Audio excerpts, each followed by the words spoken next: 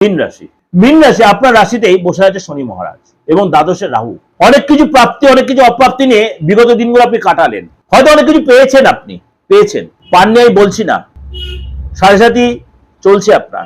হয়তো আরো কিছু আপনার যে অপেক্ষা করে আছে, বেটার কিছু। কেউ আপনি কমিটমেন্ট করেছে সামনের সপ্তাহে আপনার কোনো প্রেমের জায়গা বা আপনার বিয়ের কোনো কনফার্ম বা আপনার টাকার ব্যাপার বা আপনার চাকরি জারি ইন্টারভিউটা সেটা কনফার্ম। অবশ্যই তাহলে দেখুন আপনার জন্য কি সময়টা অপেক্ষা করছে।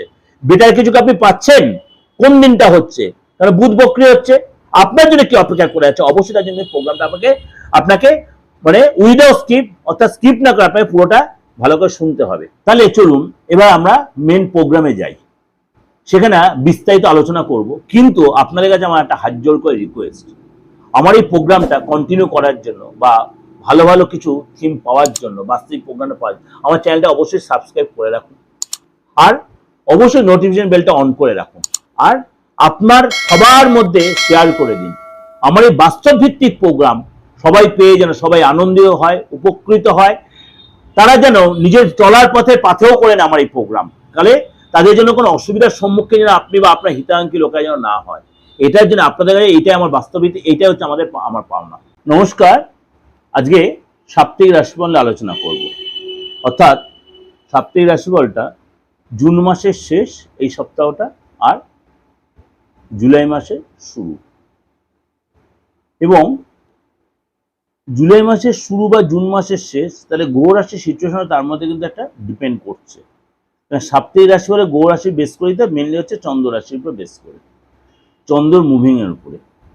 সুতরাং এই যে চন্দ্রের মুভিং এর উপর বেস করে, কেননা চন্দ্র প্রতি সোয়া দুদিন অন্তর অন্তর তার রাশি চেঞ্জ করছে, অর্থাৎ জুলাই সপ্তাহটা কিছু কিছু রাশির জন্য একটু কিছু কিছু ক্ষেত্রে সাবধানতা অবলম্বন করতে হবে, কিছু কিছু রাশির জন্য যথেষ্ট ডেভেলপ আছে।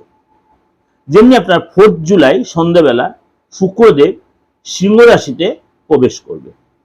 4 জুলাই সন্ধ্যাবেলা শুক্রদেব সিংহ রাশিতে প্রবেশ করবে এবং এই সময় কিন্তু আপনার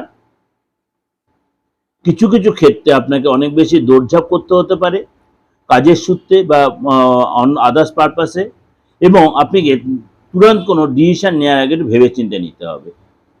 অনেকে সুযোগ আসবে। ধনুরাশিতে চন্দ্র থাকবে এবং তারপর আস্তে আস্তে আপনার সেটা মুভ করবে সোয়া দুদিন অন্তর অন্তর, এবং আপনার মানে 29শে জুন বুধ কর্কট রাশিতে বক্রি হবে। এবং আপনাকে একটা কথাই বলবো সব রাশির জন্য, 29শে জুন কর্কট রাশিতে বুধ বক্রি হবে। সুতরাং আপনাদের সকল রাশির জন্যই বলছি, তাড়াহুড়া করে কোনো স্টেপ নেবেন না, ডিসিশন নেবেন না, কথাবার্তা বলার সময় অবশ্যই সতর্ক থাকবেন এবং ধৈর্য অবশ্যই পেশেন্স রাখবেন। এই সময় কিন্তু আপনার বুঝে শুনে স্টেপ নিতে হবে। এবং মানে যেহেতু মানে শুক্র মানে ধনুরাশিতেই মানে চন্দ্র যেহেতু ঘুরবে, সুতরাং সেই সময় কিন্তু আপনাকে সোমবার দুপুরের পরে চন্দ্র যাবে মকর রাশিতে, শুক্রবার চন্দ্র থাকবে ধনু রাশিতে প্রবেশ করে, সেখান থেকে সোমবার দুপুরের পরে চন্দ্র যাবে আপনার মকর রাশিতে, এবং তারপরে আপনার পরপর যেরকম চেঞ্জ হয় সেরকম, এবং বৃহস্পতিবার কুম্ভ রাশিতে চন্দ্র প্রবেশ করবে, বৃহস্পতিবার চন্দ্র কুম্ভ রাশিতে প্রবেশ করবে। এবং আপনার এই সময় কিন্তু মানে কিছু কিছু রাশির জন্য মাথাটা স্থির রাখতে হবে, তাড়াহুড়া করে কোনো স্টেপ আপনি না নেওয়াটাই বেটার হবে। এটা মোটামুটি গ্রহ রাশি একটা সিচুয়েশন আপনাদের কাছে আলোচনা করে। আমি মোটামুটি আদার্স গ্রহ রাশি সিচুয়েশন আপনি জানেনই। সূর্য রয়েছে মিথুন রাশিতে এবং চন্দ্র বৃহস্পতি রয়েছে আপনার কর্কট রাশিতে, কেতু রয়েছে আপনার সিংহ রাশিতে, শনি রয়েছে মীন রাশিতে, কুম্ভ রাশিতে রয়েছে রাহু। মোটামুটি মেজর গ্রহগুলো, আর মঙ্গল হচ্ছে আপনার শত্রু রাশি বৃষ রাশিতে। এই মোটামুটি আপনার গ্রহ রাশির সিচুয়েশনটা আপনাদের আলোচনা করলাম। আর শুক্র তো 4 তারিখে যেটা বললাম সে সিংহ রাশিতে প্রবেশ করবে। এই সিচুয়েশনে আপনার মানে সারাটা সপ্তাহ কি অপেক্ষা করে আছে, কিছু কিছু রাশির জন্য একটু সতর্কতা অবশ্যই আপনাদের অবলম্বন করতে হবে। এবার বলবেন রাশি যদি জানা নাই তাহলে আপনি কি করবেন। আপনার হাতটা রয়েছে 12, হাতটা হচ্ছে মেন। আপনার রাশি জানা থাকুক আর নাই থাকুক, অ্যাস্ট্রোলজিতে সবচেয়ে বড় জিনিস হাত, আপনার মনের আয়না। আপনার মনে কি হচ্ছে, আপনি কোথাও কোনো অসুবিধায় পড়বেন কিনা, আপনার সামনের দিনটা ভালো আসছে কিনা, আপনি মনের মধ্যে কি চিন্তা করছেন, আপনার কি ভাবনা চিন্তা, সব আপনার হাতে প্রকাশ পাবে। হরোস্কোপটা তো আপনি যখন জন্মেছেন সেই সব ডেট অফ বার্থটা ফেললে আপনি ল্যাপটপে ফেলুন, আপনি এপিমেজ দেখুন, যাই কোন আপনি সেখানে পেয়ে যাবেন, কিন্তু সেটাই তো সব বিচার্য বিষয় নয়। দশা অন্তরা প্রাণদশা প্রথম দশা এইসব দেখবেন, লর্ড সাবলর্ড দেখবেন, তার বিচার আসবে। কিন্তু হাত দেখাটা আপনার যদি জানেন, আপনি ইনস্ট্যান্ট দেখবেন। এখনো আপনি যদি পাবলিক প্লেসে ঘোরাফেরা হয়ে যায়, আপনি বলেন আপনি জ্যোতিষী, আগে লোকে হাতটা বাড়িয়ে দেয়, আমার হাতটা দেখে একটু বলে দিন আপনার সময়টা কেমন চলছে। এটা লোকের একটা নেশা, সে অ্যাকচুয়ালি মানুক আর নাই বলুন, লোকের মধ্যে এই নেশাটা কিন্তু এখনো বিরাজমান, স্টিল নাও টুডে। সুতরাং আপনাকে অ্যাকচুয়ালিতে মেন কথা হাত দেখাটা জানাটা খুব ভাইটাল ব্যাপার। হাতের প্রত্যেকটা মাউন্টের উপর একটা বিচার, হাতের সূক্ষ্মাতি সূক্ষ্ম রেখাটা বিচার প্রত্যেকটা।